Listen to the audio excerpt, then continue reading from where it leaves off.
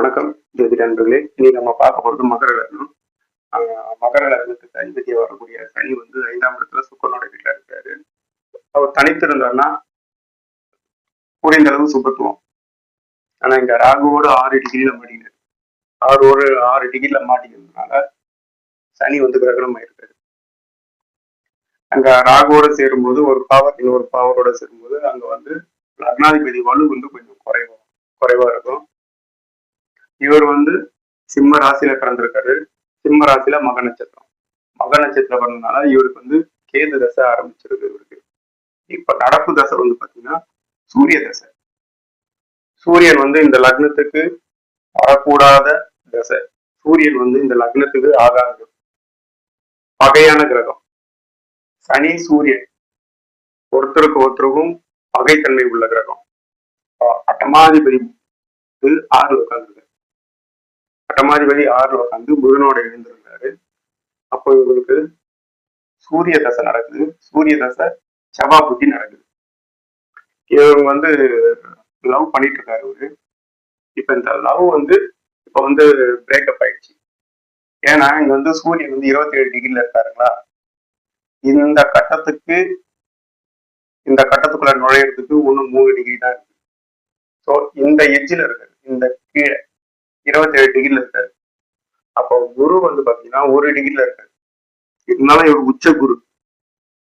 இங்க 27 டிகிரில இருக்காரு, 4 டிகிரி தான் இவருக்குள்ள வித்தியாசம். அப்போ சூரியனை இவர் நெருங்கும் போது இங்க வந்து இவர் அஸ்தங்கம் அடைகிறார். அஸ்தங்கம் அடைந்தாலும் அவர் ஸ்தான பலத்தோட தான் இருக்கிறார். அதனால அந்த ஸ்தான பலம் இருக்கு. இப்ப செவ்வாய் வந்து 6 டிகிரில இருக்கு. இந்த செவ்வாயும் பாத்தீங்கன்னா சூரியனோட சேர்ந்து அஸ்தங்கம் அடைகிறார்.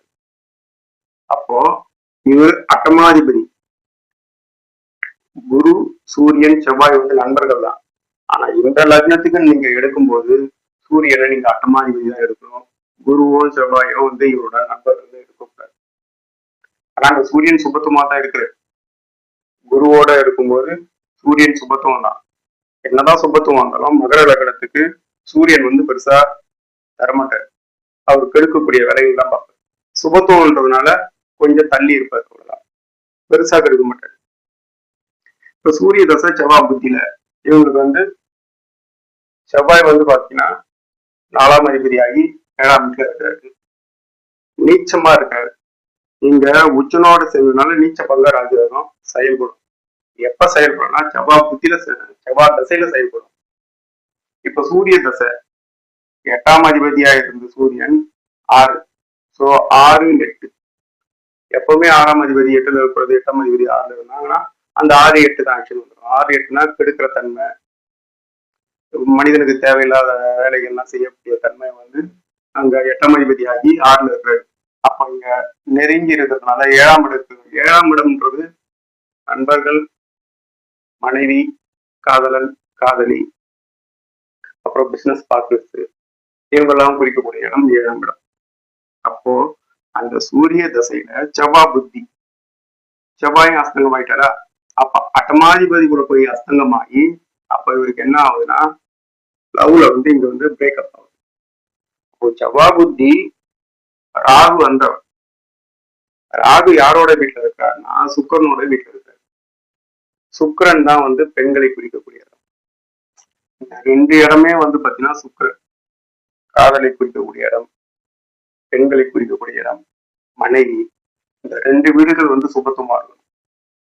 அப்போ இங்க ராகு அந்த இடத்துல, சூரிய தசையில செவ்வாய் புத்தியில ராகு அந்த இடத்துல இவங்களுக்குள்ள வந்து கொஞ்சம் பிரேக்கப் ஆயிடுச்சு. அடுத்து வருது செவ்வாய் புத்தி. செவ்வாய் புத்திக்கு அப்புறமும் ராகு புத்தி தான். ஸோ செவ்வாய் புத்திக்கு அப்புறமும் ராகு புத்தி தான். ராகுவும் வந்து பாத்தீங்கன்னா இங்க சனியோடு சேர்ந்து பாவத்துவமா தான் இருக்கு. ஸோ அட்டமாதிபதி தசையில அடுத்து வரும் 2 புத்திகளுமே இந்த மாதிரி ப்ராப்ளத்தை தான் கொடுக்கும். ராகு புத்தியும் ப்ராப்ளத்தை கொடுக்கும். அதுக்கப்புறம் குருவும் இவரோட தான் அஸ்தங்கமா தான் இருக்கு. இருந்தாலும் இப்போ இவங்களுக்கு வந்து சூரிய தசைக்கு அப்புறம் சந்திர தசை. சந்திரன் 7ஆம் அதிபதியாகி 8ல மறைஞ்சிருக்காரு. ஆனா இந்த சுக்கரனோட சேர்ந்து சுபத்துமா இருக்கு. வளர்பிறை சந்திரன் தான். வளபறை சந்திரன் ஆகி சுக்கரனோட இருக்கிறதுனால உங்களுக்கு 7ஆம் அதிபதி 8ல இருக்கிறதுனால இவங்களுக்கு ஓரளவுக்கு நல்லாவே இருக்கும். சந்திரதசை நல்லா இருக்கும். அதுக்கப்புறம் செவ்வாதசையும் நல்லா இருக்கும். இங்க வந்து நீச்சபங்க ராஜயோகம் இருக்கு. செவ்வாதசை ஆரம்பத்துல பெருசா எதுவும் இருக்காது. முதல் நீச்ச வேலைகள் தான் இருக்கும். அதுக்கப்புறம் நீச்சபங்க ராஜயோக அமைப்புல செவ்வாதசை நல்லா இருக்கும். இப்ப நடக்கிற தசை சூரிய தசை பெருசா கொடுக்க மாட்டாரு. சூரிய தசைக்கு அப்புறம் வர சந்திர தசை நல்லா இருக்கும். செவ்வாதசை நல்லா இருக்கும். ஏன் இந்த மாதிரி காதல் பிரச்சனைகள் வருது அப்படின்னா அதுக்கு வந்து இன்னொரு பிரச்சனையும் வந்து பாத்தீங்கன்னா ஏற்கனவே அட்டமாதிபதி தசை. இதுல வந்து பாத்தீங்கன்னா அஷ்டமச்சனி. ஒரு மனிதனுக்கு ஒரு பிரச்சனை வந்தாலே தாங்க முடியாது. இதுல வந்து 2 விதமான பிரச்சனைகளும் வருது. அஷ்டமச்சனியும் நடக்குது, அட்டமாதிபதி தசையும் நடக்குது. இதனால அந்த நேரத்துல வரும்போது கொஞ்சம் விட்டு கொடுத்து போற தன்மை இருந்தா நல்லா இருக்கும்.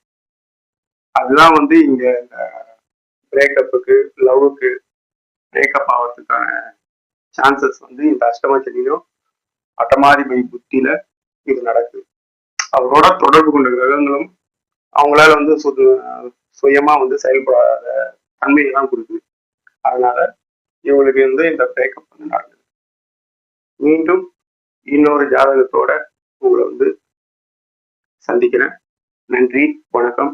இந்த வீடியோ பிடிச்சிருந்ததுன்னா லைக் பண்ணுங்க, ஷேர் பண்ணுங்க, சப்ஸ்கிரைப் பண்ணுங்க. என்கிட்ட அப்பாயின்மெண்ட் வேணும் அப்படின்னா 9940070010 நம்பருக்கு வந்து கான்டாக்ட் பண்ணுங்க. நன்றி, வணக்கம்.